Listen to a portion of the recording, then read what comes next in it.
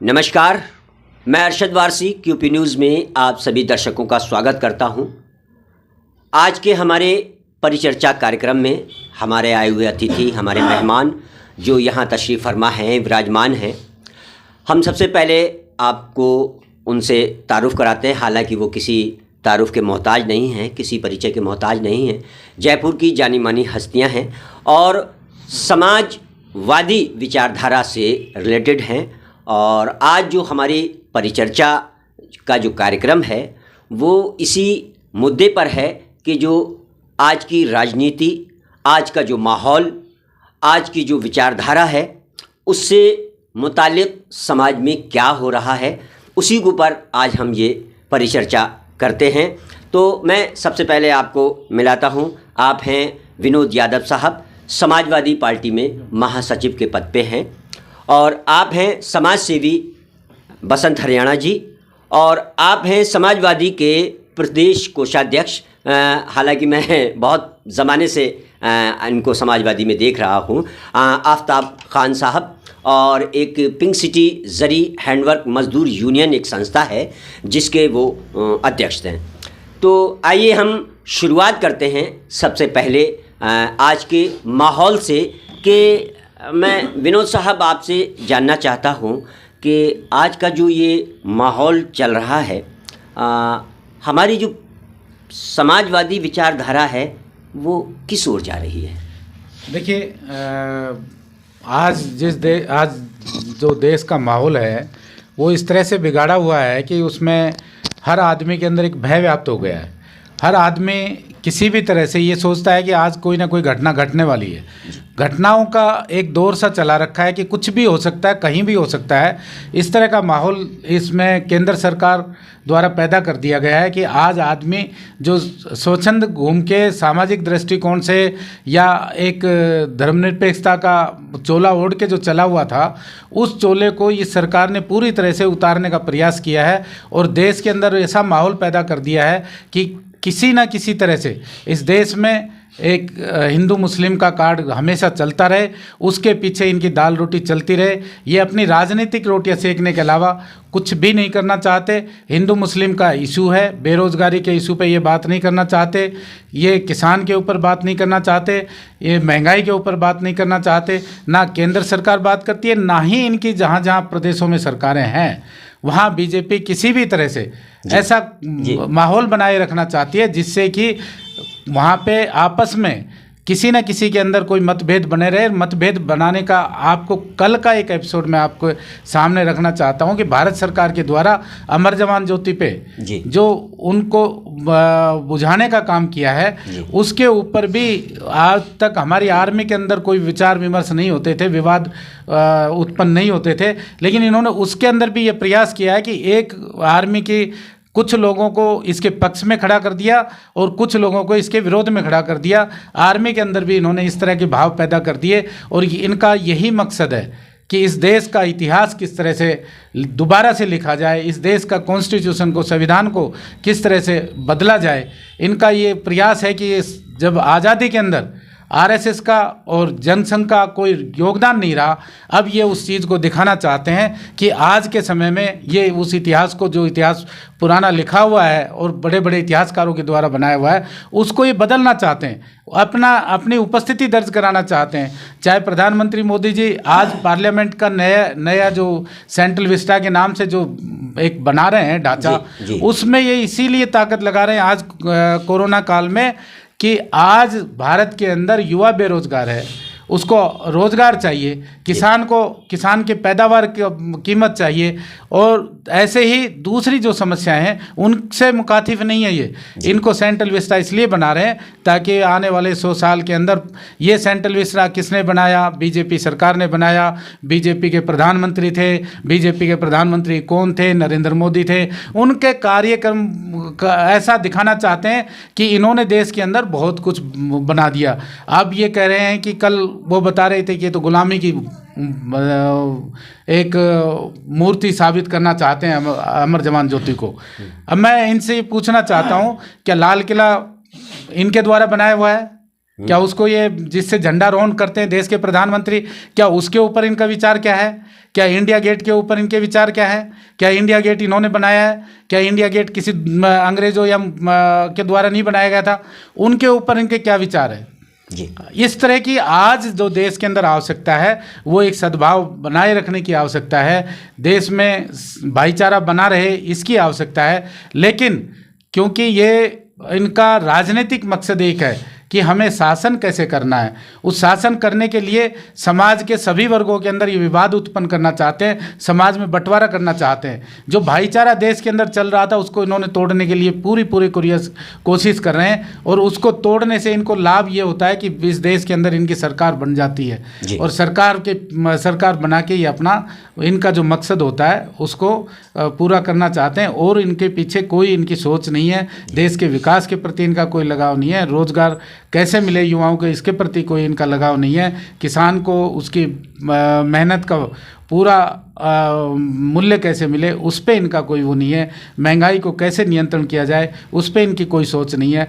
तो Bharatiya Janata party Jansangh RSS जो है उनका एकमात्र उद्देश्य है कि इस देश के अंदर किसी भी तरह से नाथूराम गोडसे जैसे चरित्र को हाईलाइट किया जाए, गांधीवादी जो विचारधारा है, गांधी जी का जो चरित्र है उसको किसी तरह से नीचे किया जाए। इनके सांसद हैं, आपने देखा होगा, चाहे वो प्रज्ञा ठाकुर हो, चाहे वो दूसरे रहे हो, वो आज भी गोडसे की महिमा मंडित करते हैं, गोडसे के मंदिर बनाते हैं। और दूसरी तरफ महात्मा गांधी जी का, जिनका त्याग और तपस्या और पूरी दुनिया के अंदर, ना केवल भारत में बल्कि पूरी दुनिया के अंदर उनके विचारधारा को माना जाता है, और उनके उस विचारधारा को ये ख़त्म करने का प्रयास कर रहे हैं। लेकिन भारत ऐसा देश है, इसके अंदर कभी भी कोई भी कट्टरवादी ज़्यादा दिन नहीं चल सकता। ये कितना ही प्रयास कर लें, ये इस देश के सद्भाव को ख़त्म नहीं कर सकते, और ना ही इनके ये जो प्रयास हैं ये सफल होंगे आने वाले समय में। बसंत जी, आप तो समाज सेवी हैं और मैं कई वर्षों से आपको समाज सेवा करते हुए देख रहा हूँ। कोरोना काल जो चला, जो इसमें सरकार ने वाहवाही लूटी, सरकार कहती है कि हमने कोरोना को कब्ज़ा कर लिया और कोरोना में हमने जो लोगों को जनहित में जो सेवाएं दी वो पूरी तौर से थी। आप इसमें क्या कहेंगे? कोरोना काल में सरकार की क्या सफलता थी, क्या विफलता थी? देखिए, मैं अरशद भाई के समाज सेवी से ज़्यादा मेरा ताल्लुक़, पहली बात तो समाजवादी विचारधारा से है। जी जी जी। और मैं अपने आप को समाजवादी विचारधारा पृष्ठभूमि का कार्यकर्ता मानता हूँ। जी, बिल्कुल बिल्कुल बिल्कुल। और जैसे आपने कहा कि कोरोना के बारे में, जी, एक कहावत है कि हाथ कंगन को आरसी क्या और पढ़े लिखे को फारसी क्या। जी जी जी। ठीक है कि आज जो प्रचार तंत्र के भरोसे पर जी और उसकी ताकत के ऊपर जी केंद्र सरकार, मोटे तौर पर जिम्मेदारी हम केंद्र सरकार की ही मानी जाएगी, क्योंकि महामारी जैसी आपदाओं में जिम्मेदारी केंद्र सरकार की होती है जी।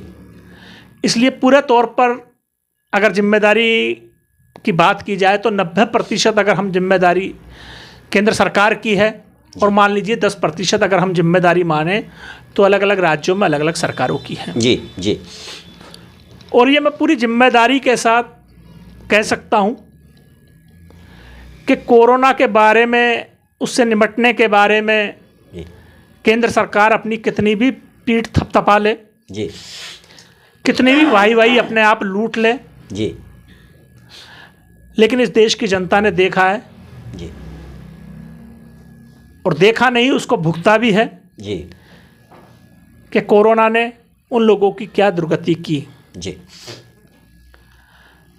और देश के नागरिकों की, मैं यहाँ किसी विचारधारा के नागरिकों की बात नहीं करूँगा, देश के प्रत्येक नागरिक जिस उत्साह के साथ, कहिए वो उत्साही था उनका, कितनी विपरीत परिस्थितियों में भी जो देश में माहौल था, कोरोना का भय का माहौल था, इतने उत्साह के साथ,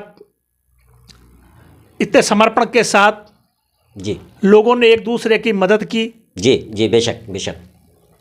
चाहे वो लोगों को खाना उपलब्ध कराने की बात हो, और दूसरी लहर में जो इतना बुरा दौर आया जिसमें बहुत से लोगों को, वो आपने भी खोया होगा अपने कई बहुत से परिजनों को, अपने परिचितों को, और यहाँ बैठे हम सब लोगों ने अपने परिजनों और परिचितों को खोया है। उसमें भी लोगों ने बहुत सहायता करी, अपने अपनी हेल्पलाइनें बनाकर किसी को ऑक्सीजन उपलब्ध कराने का काम किया, किसी को और किसी तरीके से ढांढस बनाने का काम किया। तो जिम्मेदारी, अगर कोरोना से अगर जिम्मेदारी की बात आए अगर सरकार के तौर पर, तो सरकार का बहुत बड़ा फेलियर रहा जी। लेकिन आम जनता ने अपनी भूमिका जो है एक नागरिक के तौर पर, एक सामाजिक संगठन के नाते, मतलब जो समाज में रहते हैं उसके नाते बहुत बेखूबी उसका निर्वहन किया।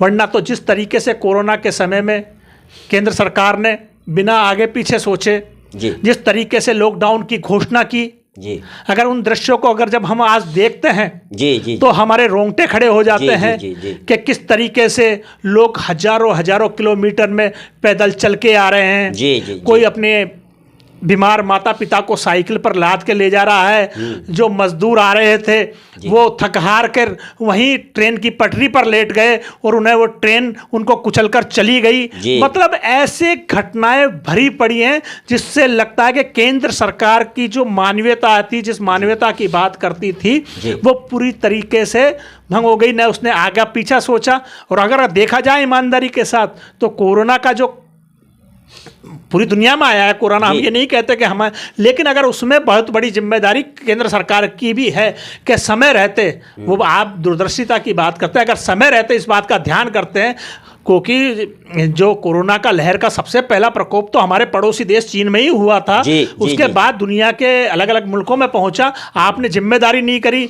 आप यहाँ पर बड़े बड़े आयोजन कर रहे हो, अहमदाबाद में अमेरिका के राष्ट्रपति को बुलाकर बड़े बड़े आयोजन कर रहे हो, इस तरीके के आयोजन, भीड़ भरे आयोजन कर रहे हो।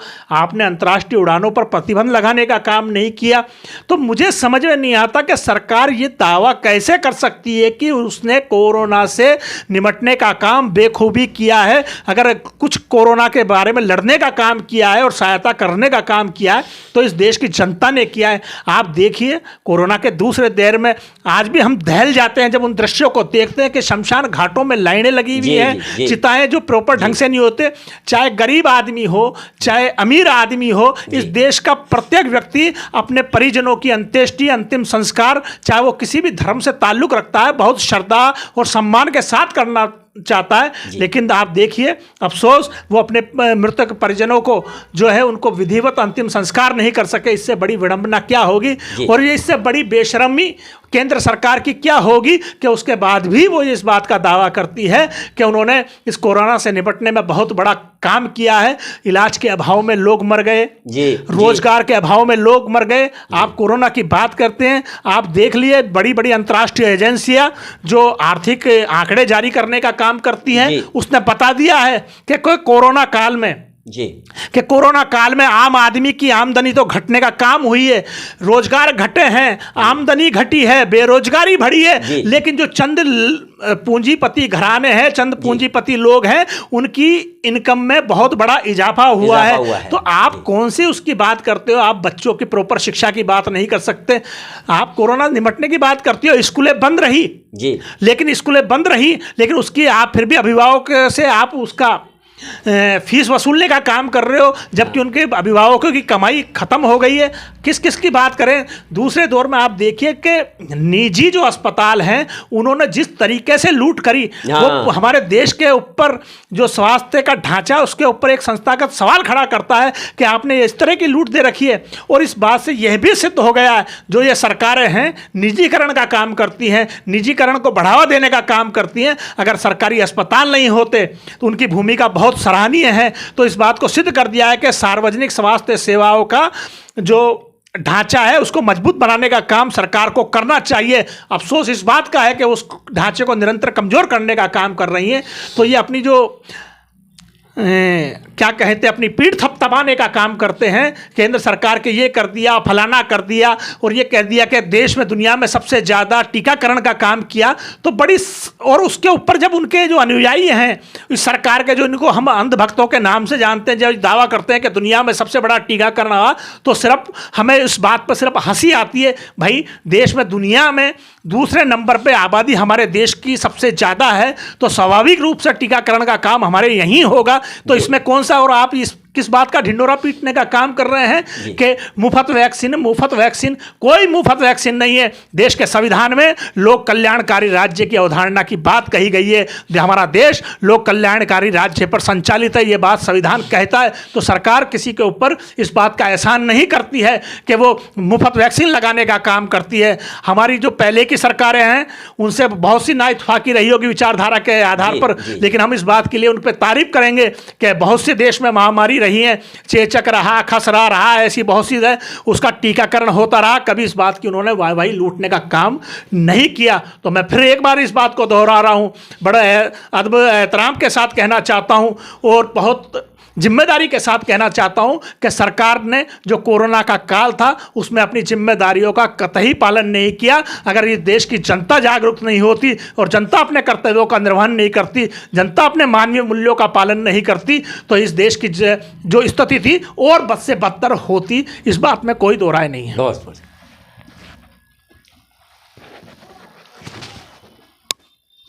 आफ्ताब भाई,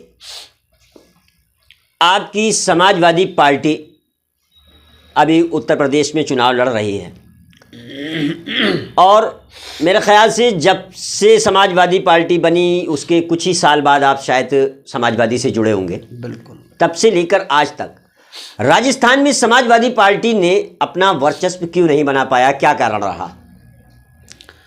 देखिए, जहाँ तक राजस्थान में समाजवादी का सवाल है तो उसमें कुछ तो हमारे राष्ट्रीय अध्यक्ष जी, हमारे माननीय अखिलेश यादव जी की भी हम मानते हैं कहीं ना कहीं कुछ चूक ये रही है कि उन्होंने ध्यान नहीं दिया इस पे जी। और शायद अगर हमारे नेताजी मुलायम सिंह जी, अखिलेश यादव जी अगर चक्कर लगाते, यहाँ के एक आध राउंड लगाते, लोगों के पार्टी के बीच में लोगों को उत्साह बढ़ाते, तो पार्टी ज़रूर आगे बढ़ती और बढ़ेगी आने वाले टाइम में। इसलिए कि तीसरा विकल्प राजस्थान में भी कोई है नहीं और तीसरे विकल्प की ज़रूरत है जनता को, और जनता बड़ा जिससे आंखें गड़ो के देख रही है कि कोई तीसरा विकल्प मिले। वजह उसकी ये रही है कि यहाँ बारी बारी से सरकार, एक बार कांग्रेस एक बार बीजेपी की, वो हमारे बसंत ऐसा लगता है जैसे कंप्रोमाइज कर रखा है। हमारे बसंत जी कहते हैं नूरा कुश्ती। तो वो नूरा कुश्ती सी नज़र आती है कि एक बार तुम आ जाओ, एक बार हम आ जाएं, और ना तुम कुछ करो ना हम कुछ करें, दोनों जनता को बेवकूफ़ बनाते रहें जी। तो वो सब इसलिए लगता है कि अगर मान लो हम लोग ये मानते चलो बीजेपी से कांग्रेस बेहतर है, चलो यहाँ सरकार है जी, लेकिन अगर जनता के लिए देखा जाए तो बिल्कुल फेल है। इसलिए फेल है कि अगर ये अपना टैक्स घटा दे जी तो पेट्रोल पे कम से कम 10 रुपये कम हो जाए जी, वो इन्होंने नहीं घटाया जी। पब्लिक को देने के लिए इनके पास कुछ है नहीं जी। कोरोना के मरीज़ बढ़ने लगे तो सीधा एक ही इनके पास हथकंडा है जो केंद्र सरकार के पास है कि साहब लॉकडाउन लगा दो और शादी ब्याह में रोक लगा दो, 50 आदमी कर दो। तो जब इससे काम धंधे ठप हो जाएंगे, ख़त्म हो जाएंगे, उस शक्ल में फिर जनता क्या करेगी? तो इससे सिर्फ भुखमरी और बेरोज़गारी बढ़ती है और इसके साथ साथ सीधा सीधा क्राइम जन्म लेता है। और जब क्राइम जन्म लेता है तो वो जिम्मेदारी सीधी सरकारों को जाती है।